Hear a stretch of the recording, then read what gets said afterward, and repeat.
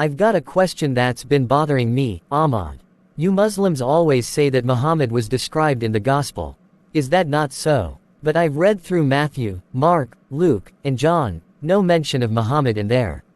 And then I saw something in Surah 7, 157 from your Quran that made me even more puzzled. Ah, John, I see where this is going. Yes, the Quran does say Muhammad is mentioned in the Gospel. But we are not talking about your Gospel.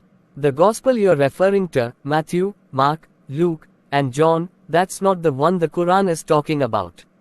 They are all invented by unknown authors. The Quran refers to the Injil, the one given directly to Jesus by Allah. Wait, hold on. You must be a better prophet than Muhammad. So are you telling me that the Gospels in my Bible aren't the same as the one the Quran is talking about? Exactly, my friend. The Injil was a book revealed directly to Jesus, and that's where Muhammad's coming was prophesied. What you have in your Bible is more of a biography, written by different people years after Jesus.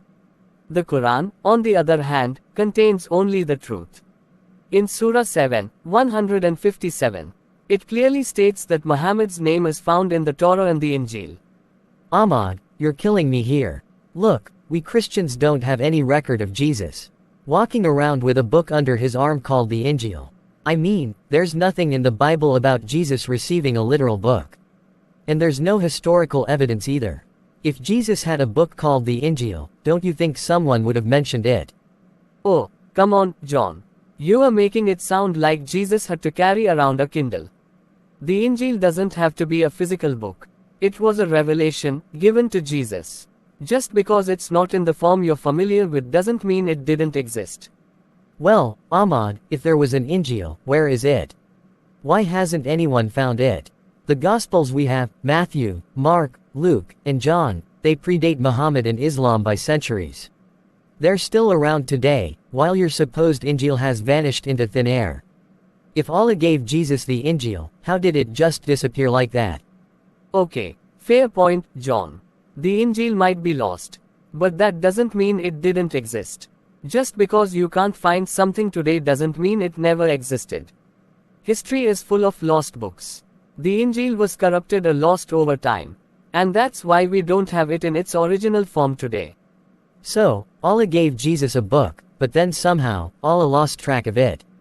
Is that what you're telling me?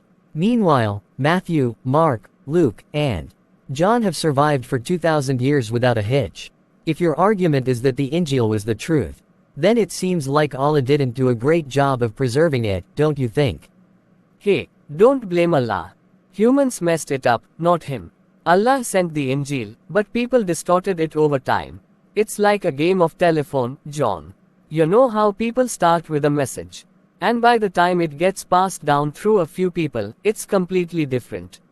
Ah, I see. So humans ruined it, but humans somehow managed to keep Matthew, Mark, Luke, and John safe and sound. Look, Ahmad, if the Injil was lost, and the Gospels we have today predate Muhammad, then how could Muhammad be prophesied in a book that no one can even find? Okay, I admit it sounds a bit tricky. But faith is about believing even when you don't have all the pieces in front of you.